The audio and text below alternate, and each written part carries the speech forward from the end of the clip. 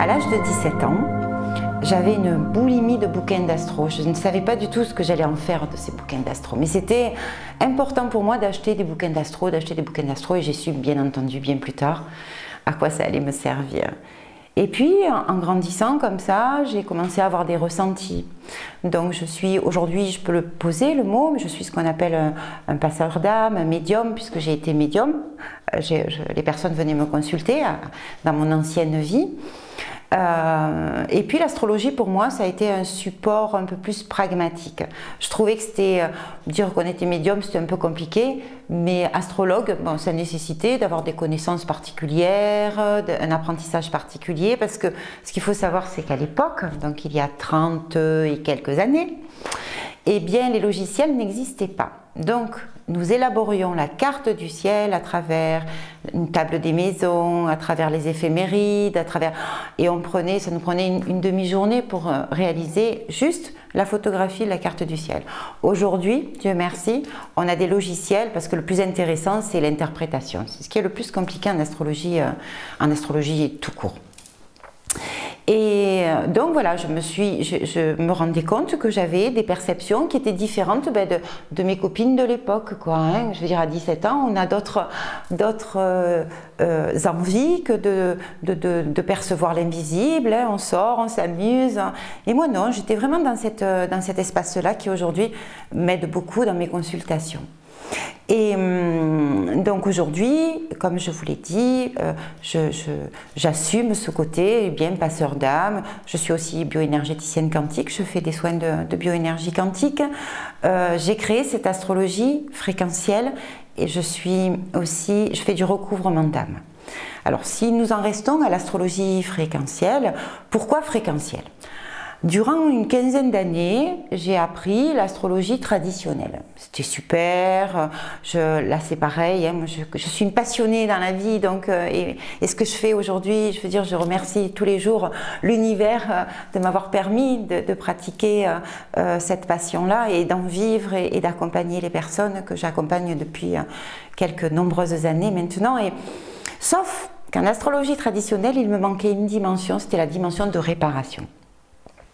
Parce que on apprend les maisons, les signes, les planètes, donc c'est super. Mais on aide la personne à conscientiser ce qui ne va pas. Et aujourd'hui, pour moi, conscientiser, ça ne suffit pas. Il faut l'aider à dépasser, il faut l'aider à transmuter, il faut l'aider à sublimer ce que l'on va constater dans son thème natal. Donc, ce qu'il faut savoir aussi, c'est que jusqu'au XVe siècle, l'astrologie était une science. C'est-à-dire, elle était enseignée dans les universités.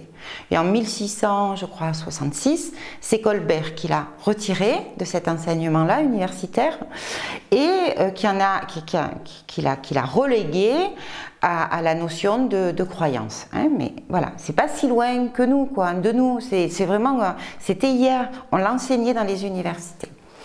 Et durant 15 ans, les 15 années suivantes, j'ai fait de la recherche astrologique parce que cette dimension de réparation me manquait énormément. Alors là, je me suis intéressée aux travaux de personnages comme Hubert Reeves, l'astrophysicien, et notamment dans son bouquin « On est tous des poussières d'étoiles ». C'est déjà tout un poème hein, d'entendre « Nous sommes tous des poussières d'étoiles ». Et une résonance entre l'ADN. À l'époque, le quantique n'était pas posé. Il y a 17 ans, on parlait beaucoup d'ADN, mais pas vraiment de quantique comme on l'utilise aujourd'hui à travers des soins thérapeutiques quantiques. Et donc, Hubert Reeves nous parle de séquences ADN sur les métaux qui sont sur les planètes.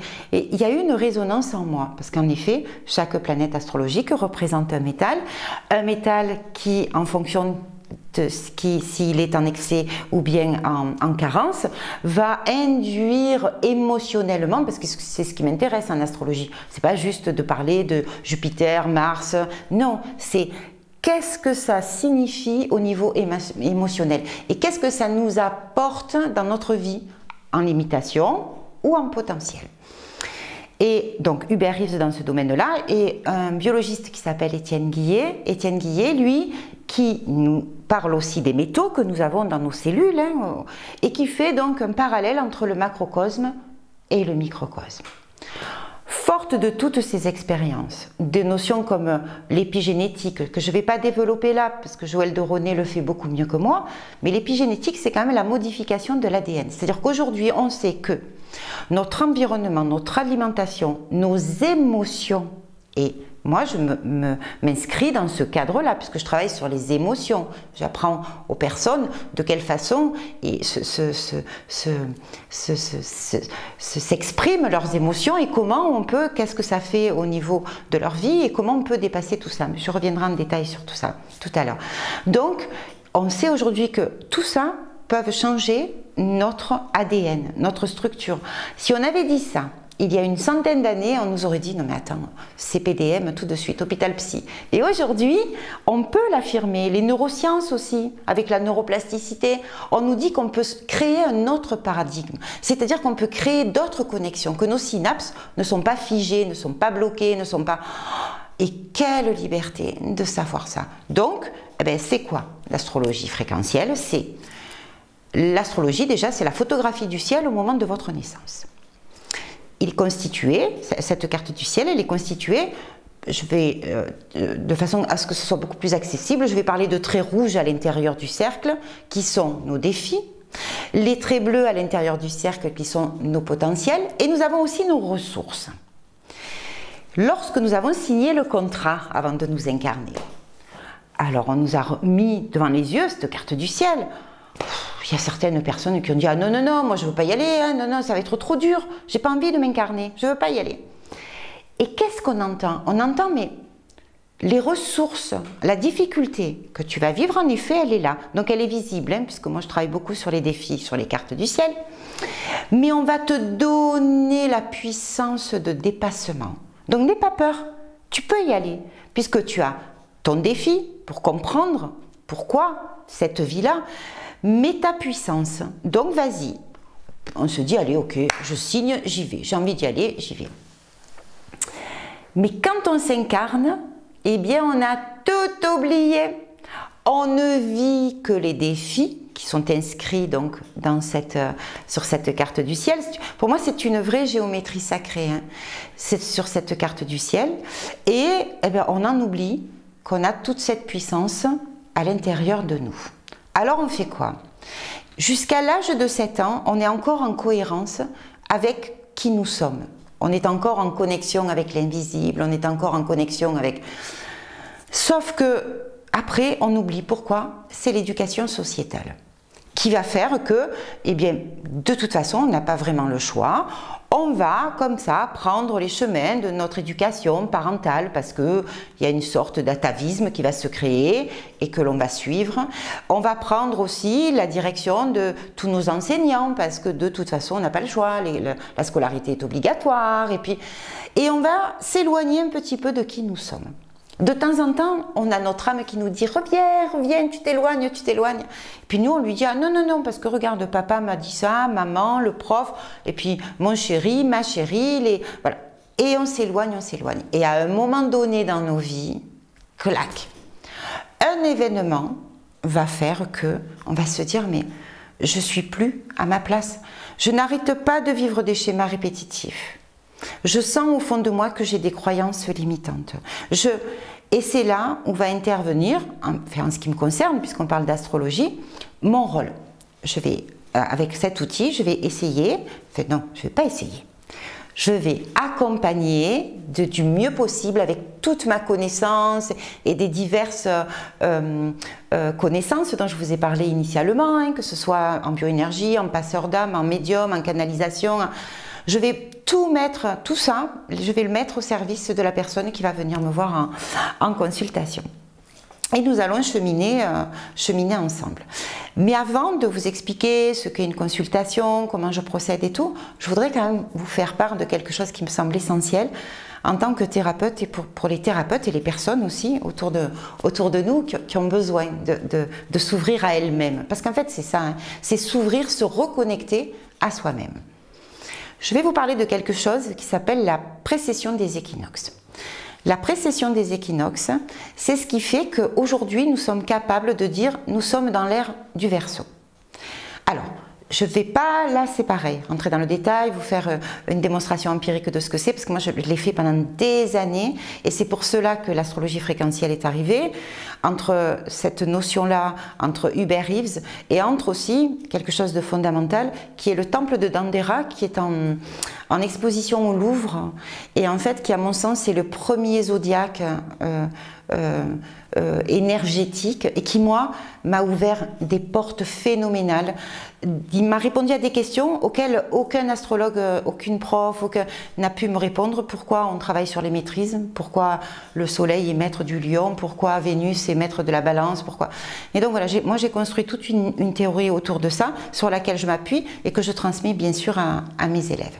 Mais la précession des équinoxes, c'est, eh bien, on passe d'une ère à une autre, parce que l'axe central de la Terre bouge, et qu'il y a 1000 ans, quand on regardait le ciel, on était, ou 5000 ans, hein, on était au niveau de l'équinoxe sur la constellation du Bélier, et qu'aujourd'hui, quand on regarde le ciel, à cette même équinoxe, donc le 21 mars, eh bien c'est la constellation du Verseau que l'on a. C'est pour ça qu'on a des différends entre les astronomes et les astrologues. Ils ont raison et on a aussi raison. Donc voilà, on essaie de trouver un compromis. Donc la précession des équinoxes, c'est ce qui va nous faire passer d'ère en ère. L'ère précédente, c'était l'ère du Poisson. Donc c'était une ère bien christique, hein, puisque vous savez que cette religion-là était considérée comme sectaire, et le signe de ralliement des Esséniens, puisqu'on les appelait les Esséniens, c'était le signe du Poisson. Donc voilà pourquoi on associe la notion d'ère du Poisson à une notion sacrificielle, de guérisseur, parce que ça c'est important, de pouvoir de l'intérieur, mais ça appartient au passé. Aujourd'hui, on est dans l'ère du Verseau. Le Verseau, c'est quoi? Ce sont les énergies, c'est l'électricité fait partie du Verseau, la foudre, tout ce qui va être rapide. Et ce que je souhaitais vous transmettre, c'est que on n'est pas sorti des Poissons, clac, pour entrer, clac, dans le Verseau. Non. On est aujourd'hui dans une bulle commune qui dure à peu près environ 200 ans et qui fait de nous des personnes qui peuvent aujourd'hui se connecter à la puissance du passé et récupérer tout ce pouvoir de guérison du Poisson et transmuter grâce au quantique, grâce au Verseau, transmuter immédiatement la difficulté que l'on observe. C'est pour cela que les psychothérapies qui duraient des années dans l'ère du Poisson, eh bien, ne se matérialisent plus de la même façon, parce qu'aujourd'hui, les transmutations, que ce soit par canalisation, avec nos guides, le double quantique, hein, se réalisent comme ça, immédiatement. Et ça, c'est le quantique. Mais nous sommes porteurs de ces deux énergies. Et nous avons 200 ans pour acquérir, nous, bien sûr, à notre échelle humaine, toutes ces informations, toutes ces belles énergies, parce que je ne parle que de vibrations, de ces deux ères, mais en plus les transmettre autour de nous, et les transmettre à nos enfants, à nos petits-enfants, à notre famille, et aux personnes qui viennent à nous pour apprendre, hein, pour qu'on puisse leur transmettre notre enseignement. Donc voilà, cette bulle commune entre l'ère des Poissons et l'ère du Verseau est un vrai cadeau de l'univers, parce que ça nous permet, eh bien, de pouvoir acquérir toutes les connaissances en demandant, hein, en se connectant donc à ces ères-là, à ces énergies-là.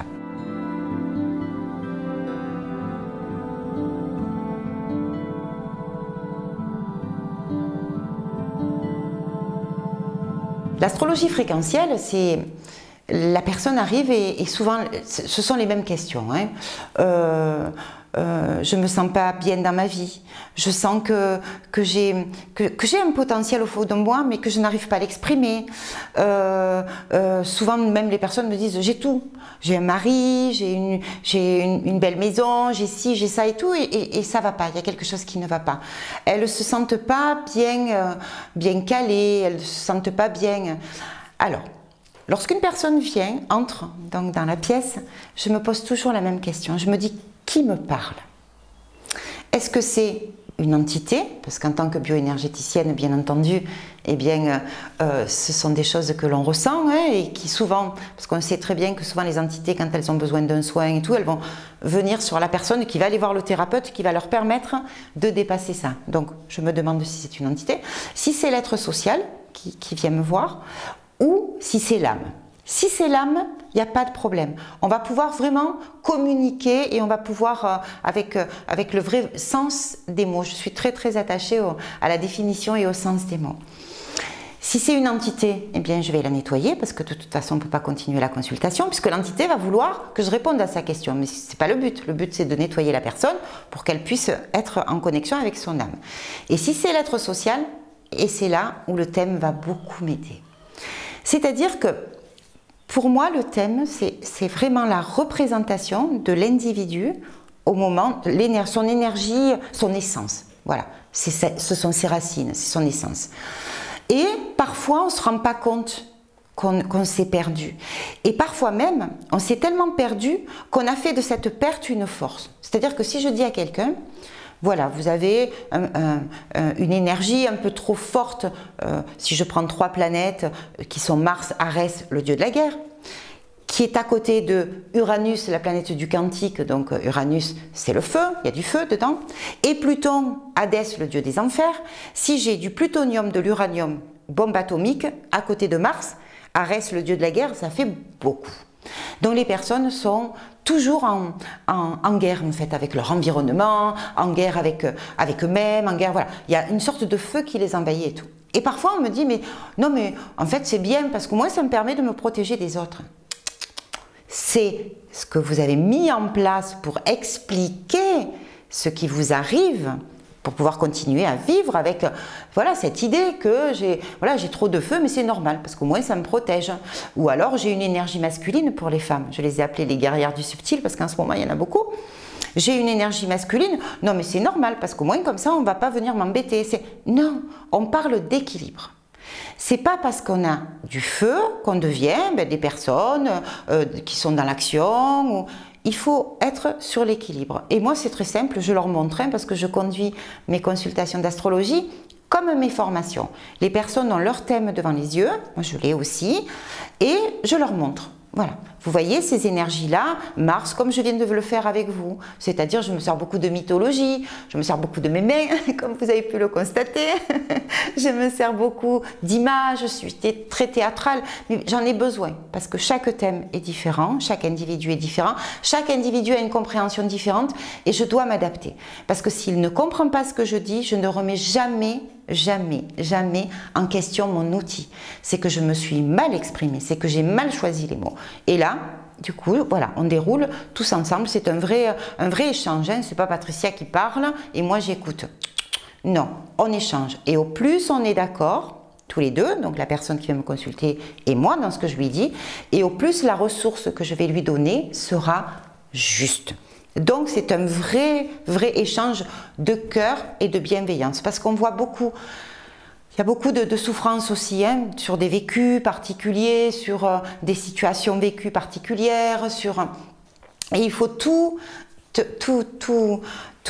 travailler, tout décortiquer, tout pour que la personne se sente vraiment prise dans son entièreté. Moi, c'est ça qui m'intéresse, qu'elle se sente bien, qu'elle se sente en confiance et qu'on puisse aller très loin.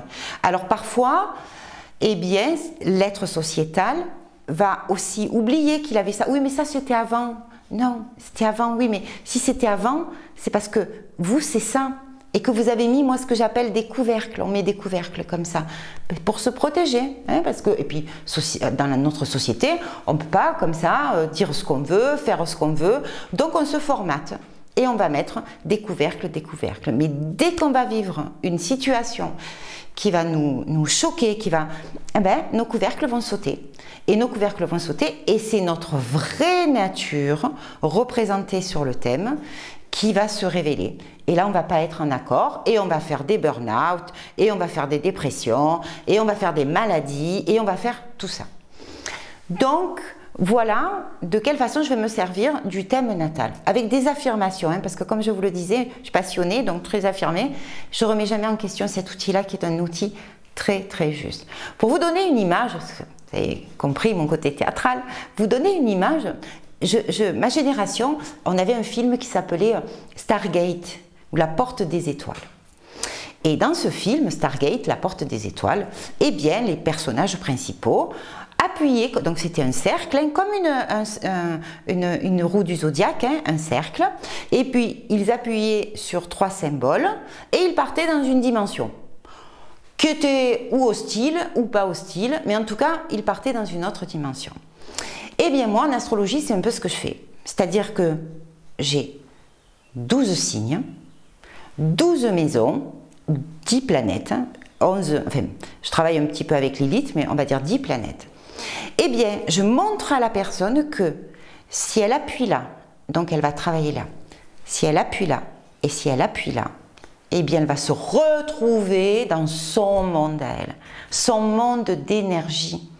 Et comment je vais l'accompagner? Alors déjà, comme je vous l'ai dit, il faut le conscientiser. Parce que c'est important. Parfois, on est là, la personne le ressent. Mes plus beaux cadeaux, je vous avoue, hein, mes plus beaux cadeaux, ce sont les cadeaux que je reçois, c'est comment vous le savez, Patricia? Comment vous savez que je suis comme ça? Mais c'est écrit, je ne fais que lire. Et c'est ça qui surprend. Parce que on est capable d'échanger sur des états profonds, alors que je ne connais pas la personne. Je ne connais pas sa vie, je connais pas... Je veux dire, je ne sais pas pourquoi elle vient me voir, puisque je découvre son thème en même temps qu'elle. Pour moi, c'est important, parce que ça me permet émotionnellement, voilà, de voir les choses et de pouvoir les lui livrer tout de suite, immédiatement, sans avoir pris mon crayon, ma feuille, avoir fait mes devoirs avant. Voilà, c'est ma façon de fonctionner. Et l'aider, ce dépassement-là, il est très très important, parce que, je vais vous donner un exemple. Récemment, j'ai une personne en difficulté avec sa maman. C'était un problème relationnel. Ma mère ne m'aime pas, ma mère ne m'a jamais aimé, ma mère ci, ma mère ça. Et tellement qu'elle-même, dans son rôle de maman, elle sentait que ça commençait à glisser. Je regarde son thème. Non, elle n'a aucun problème. Sa maman l'aimait, mais l'aimait. Et là, c'est comme ça que je procède. Je pose des questions. Et je lui dis, est-ce que votre maman vous préparez le goûter quand vous rentriez de l'école? Ah oui, oui, oui, elle nous faisait les gâteaux, tout ça, ok. Et est-ce que votre maman, elle préparait votre linge? Ah oui, oui, oui, puis elle venait nous chercher à l'école, et puis nanana. Donc, la définition d'amour de votre maman, c'était une définition au travers du faire, de la nourriture, des vêtements propres et repassés, d'une maison agréable lorsque vous rentriez, d'un accompagnement dans vos devoirs. Et souvent, nous avons des définitions qui ne sont pas communes. Une personne, pour cette personne-là, la définition de l'amour, c'est « je te prends dans mes bras, je te fais des bisous, je te dis que je t'aime, tout ça, peu importe si tu ne me fais pas manger. Mais moi, j'ai besoin de ça. » Mais la définition de la maman, sa définition à elle, de l'amour, c'était « je m'occupe de vous, qu'il ne vous manque rien. » Eh bien, c'est incroyable.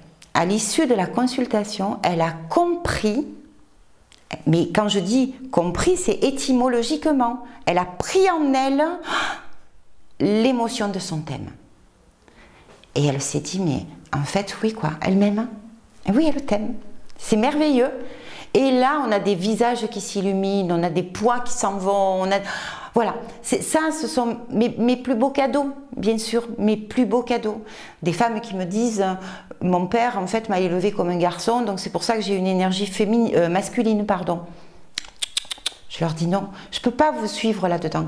Parce que si je vous suis là-dedans, eh bien, il faudrait que votre papa fasse un travail sur lui pour réparer ce qu'il vous a induit.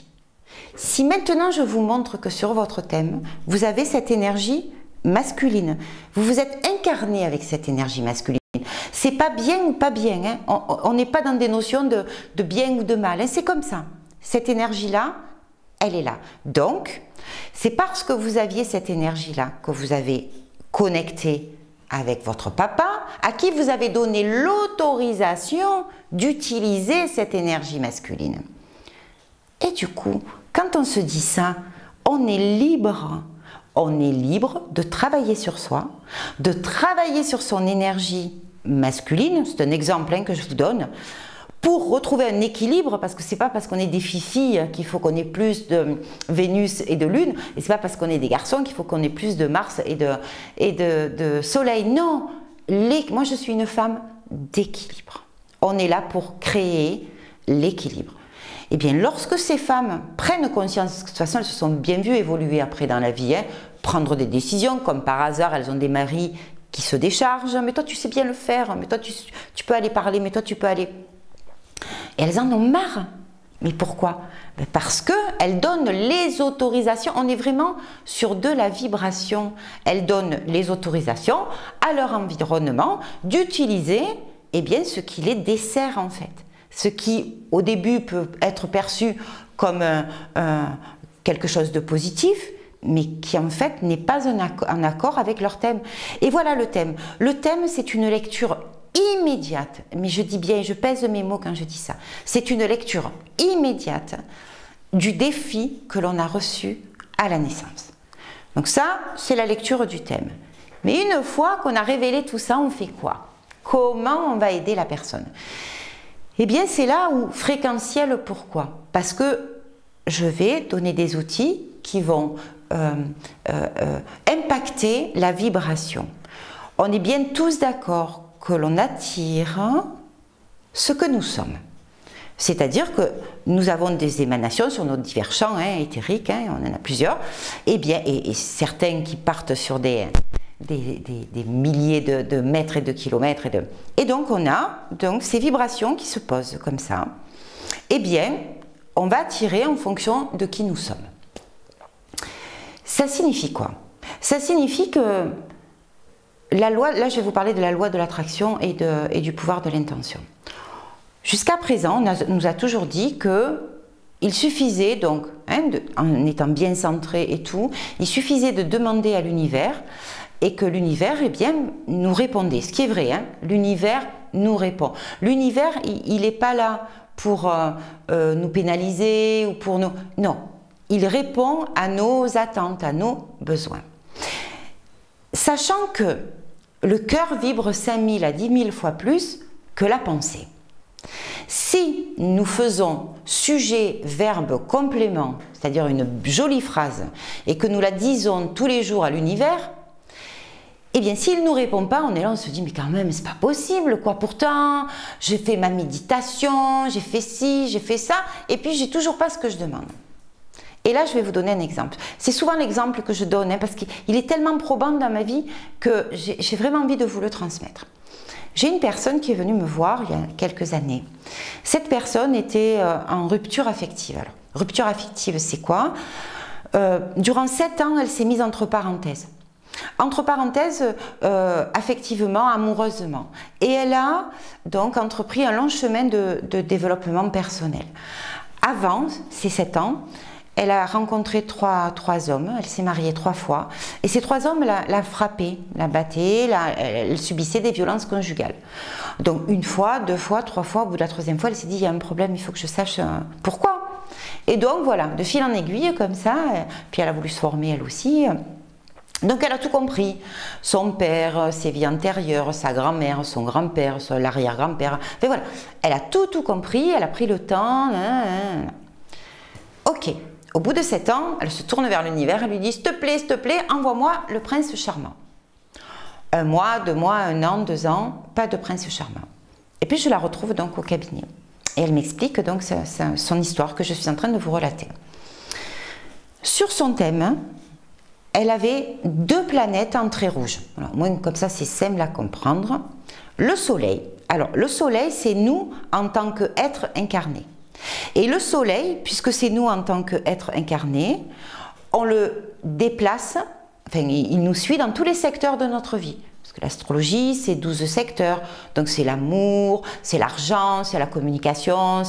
Donc il suffit d'aller voir où est le défi pour trouver la solution et pouvoir accompagner la personne au travers du protocole.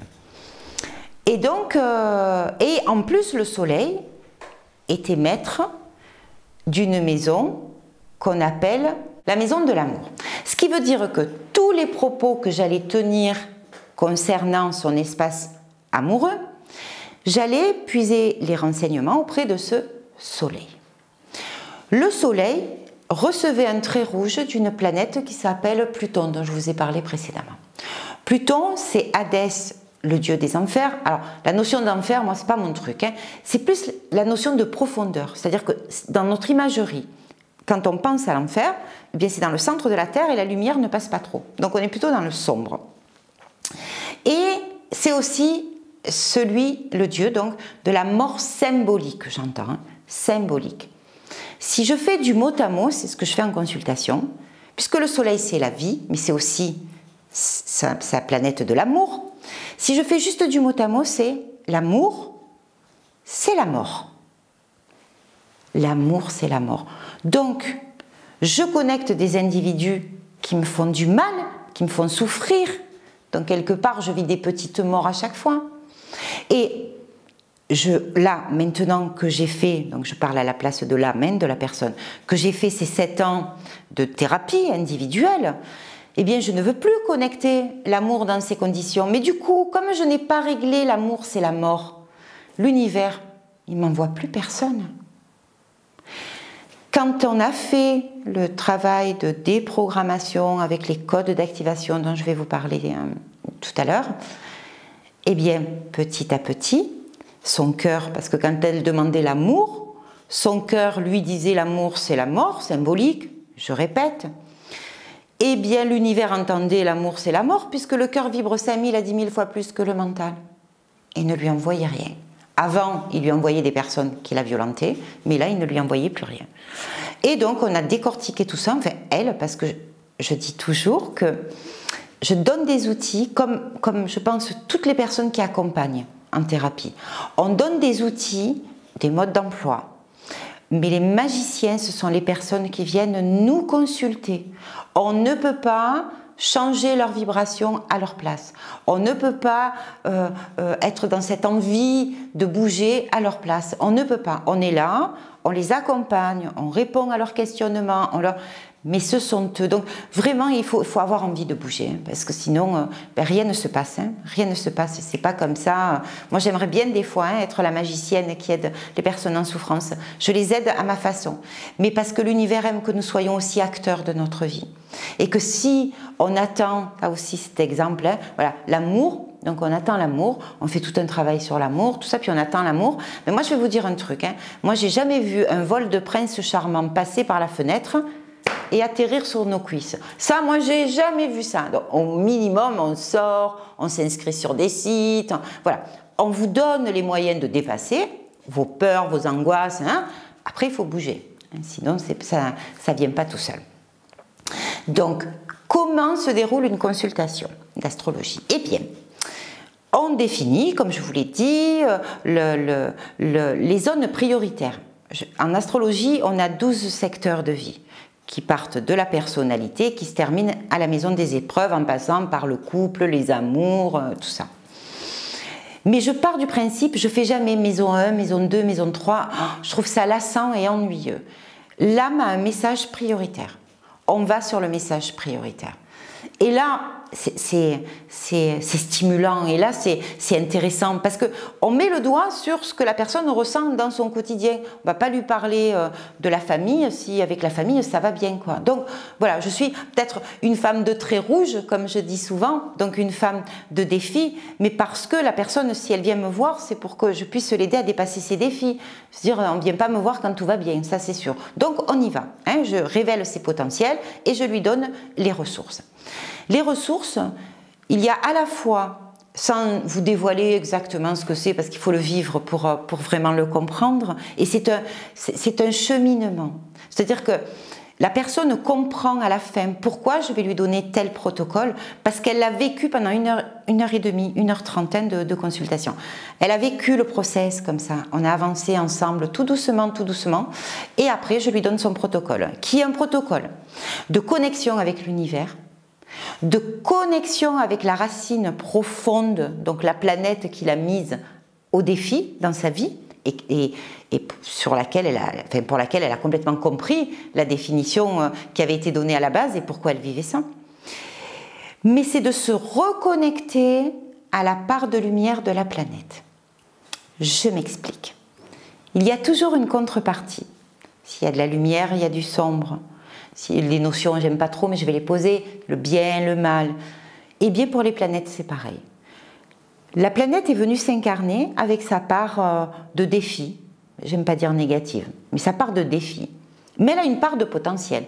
Vous vous souvenez, j'ai démarré ce petit moment de partage en vous disant qu'on s'incarnait avec la puissance. Eh bien, en fait, moi, je vais aller chercher la puissance. Enfin, je vais aller chercher. Je vais mettre le doigt sur la puissance. La puissance va se révéler et c'est la personne qui va faire naître, renaître sa puissance intérieure. En se connectant donc à son thème à l'issue de la consultation, et cela pendant 6 semaines. Et je vais lui donner les codes d'activation. C'est-à-dire que si toute la journée, elle dit, je prends un exemple, puisqu'on a parlé de Pluton et que maintenant vous êtes aguerris sur cette planète, vous la connaissez, elle dit Pluton toute la journée, Pluton, Pluton, Pluton, Pluton, qu'est-ce qu'elle va faire? Elle va réveiller l'énergie plutonienne qu'elle a reçue à la naissance, puisqu'elle est en défi à la naissance. Donc, elle va réveiller cette énergie. C'est pour cela que l'univers, et là c'est purement en canalisation, m'a donné des codes d'activation qui sont des mots qui n'ont pas de sens. Enfin, quand je dis pas de sens, nous n'avons pas, nous humains, de définition. Hein, c'est pas table, chaise, bureau, pas du tout. Mais ils ont la vibration de lumière de la planète. Et donc la personne, tous les jours, lorsque elle va identifier l'émotion, ce que nous aurons fait tout au long de la consultation. Pluton vous donne des peurs, des angoisses. Saturne va vous bloquer. Lilith va vous donner des peurs profondes. Voilà, tout ça on le voit en détail. Tout est décortiqué, les personnes m'enregistrent. Je ne fais pas de compte rendu parce que, après, moi, j'ai quand même les 3/4 de ma consultation qui se fait par canalisation. Donc, il y a des subtilités dont je ne peux pas me souvenir et qui appartiennent à la personne au moment où elle est venue. Donc, on m'enregistre, on prend des notes, il n'y a pas de souci. Donc, voilà, il y a tout un cheminement, comme je vous le disais. Et à la fin, comme elle sait exactement que la planète en question, qu'il a mise au défi 2, lui amène cette émotion-là, et bien dès que l'émotion dans la journée va se manifester, elle va utiliser le code d'activation pour contrecarrer l'émotion négative. Et c'est de cette façon que l'épigénétique va se matérialiser et c'est de cette façon qu'on va faire appel à la neuroplasticité. C'est-à-dire, on dit là, je veux changer de paradigme. Mon paradigme initial, c'est ce pourquoi je me suis incarnée, parce que toutes les personnes vivent bien leurs défis. Hein. Toutes celles qui viennent, elles sont vraiment bloquées sur les traits rouges qu'elles ont sur leur thème. Mais le but, c'est de les sublimer, de les dépasser, comme je vous disais au début. L'astrologie, il faut qu'elle puisse aider. L'astrologie, quelle que soit la technique, hein, il faut qu'on aide les personnes à dépasser ça. Ça ne peut pas être qu'un constat figé. C'est impossible. Et donc, tout au long de ces 6 semaines, puisque c'est un protocole de 6 semaines, la personne va utiliser ses codes d'activation. En 6 semaines, on n'a pas changé de paradigme, hein, mais 6 semaines, c'est le temps qu'il faut pour habituer nos cellules au changement. C'est le minimum, habituer nos cellules au changement. Au-delà des 6 semaines, ça y est. Et puis déjà, très très vite, les personnes s'en rendent compte. De quelle façon ? Eh bien, certaines personnes marchaient dans la rue jusqu'à présent, puis ne faisaient pas attention à ce qui se passait autour d'elles. Et puis, elles se rendent compte que, tiens, on me sourit, ça peut paraître normal. Sauf que, pourquoi on sourit à ces personnes là, maintenant, et pourquoi on ne leur souriait pas hier? Quand je dis maintenant, je suis un peu de mon côté marseillais, mais au bout de quelques semaines de consultation et de pratique de protocole. Eh bien, pourquoi? Mais parce que leur vibration a changé. Vous savez, pour comprendre la vibration, il y a un exemple tout fait. On est tous entrés dans une pièce où on ne connaissait personne. On regarde autour de nous, puis on se dit oh, cette personne-là, j'aimerais bien m'approcher d'elle et discuter avec elle. Et puis d'autres, on se dit, elle m'a rien fait, mais elle ne m'attire pas. Eh bien, il faut savoir que nous dégageons exactement la même chose.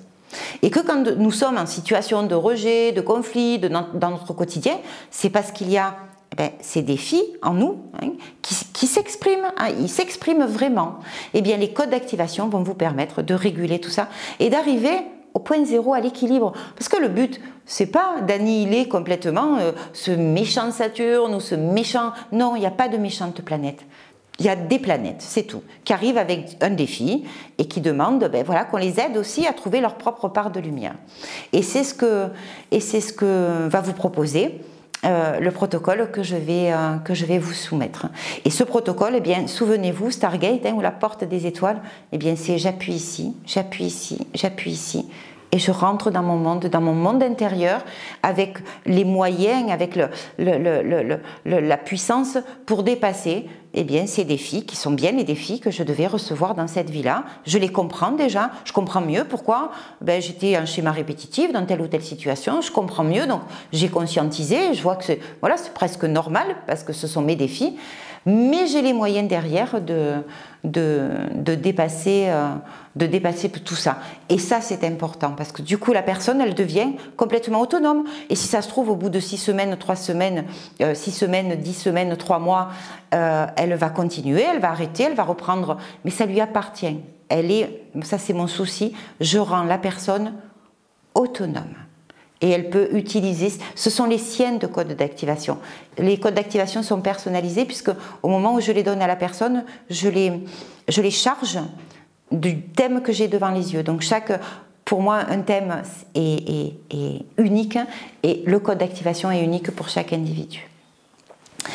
Et pour couronner le tout, j'ai trouvé que c'était quand même intéressant de donner ces codes d'activation parce qu'il faut que je raconte une petite histoire. Il y a quelques temps, je ne les donnais pas les codes d'activation, je les avais reçus et dans la consultation, je les induisais. La personne ne s'en rendait pas compte, mais je les induisais. Et un jour, l'univers m'a dit, maintenant tu vas les donner dans tes consultations. Ah bon? Tu es sûr, ce sont mes codes d'activation? Tu es sûr que je vais les donner? Oui, oui, tu vas les donner. Et en fait, j'ai compris pourquoi et je trouve ça merveilleux.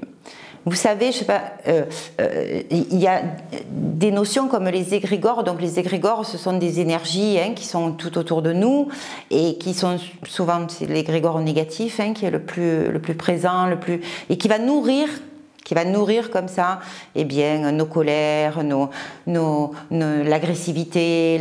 C'est pareil, je ne vais pas vous faire un cours sur les égrégores, mais c'est très intéressant si ça vous intéresse, c'est bien d'aller chercher les informations. Et donc, c'est comme si on avait un gros nuage autour de nous, et dès qu'on est en colère, entre parenthèses, on a 7 secondes pour annuler. On a le droit d'être en colère, parce qu'on n'est que des êtres humains, sauf que si on n'annule pas au bout de 7 secondes, notre colère va nourrir l'égrégore qui va nous nourrir derrière, et en fait, on est en circuit fermé. Donc ça, c'est les guerres, les disputes, enfin tout ça. Ça, c'est l'égrégore négatif. Et quand l'univers, la source, Dieu, Allah, on l'appelle comme on le sent, comme en fonction de qui nous sommes, mais moi je dis souvent l'univers ou la source. Quand l'univers m'a dit tu donnes les codes d'activation, maintenant voilà, c'est le moment, j'ai compris. Quand je suis en consultation et que je parle de ces codes d'activation, je les appelle les mots d'amour. Parce que derrière chacun de ces codes d'activation, il y a une liste non exhaustive de mots positifs, bien sûr, qui viennent faire la contrepartie du défi. Eh bien, toutes les personnes qui vont faire leur protocole et qui vont parler à leur code d'activation, je demande au moins une fois par jour que ces codes soient dits à voix haute, eh bien, toutes ces personnes vont contribuer à un égrégore positif.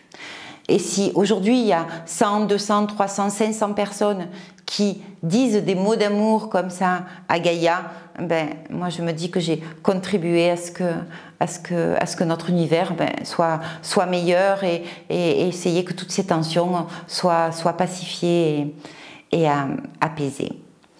Voilà, et le conseil que je vous donnerai, eh bien, c'est de vraiment intégrer que tout est possible, vous pouvez tout faire et que vous êtes des êtres illimités.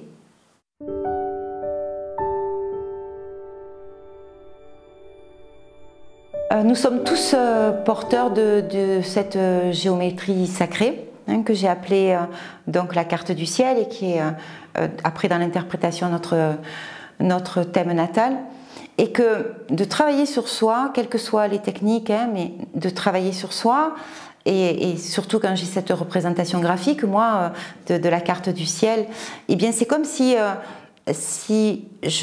j'entrais dans des notions de grande œuvre, de géométrie sacrée, et comme l'ont fait les alchimistes, hein, et c'est vraiment se transformer, mais se transformer pour en arriver à notre essence et pour en arriver à l'or.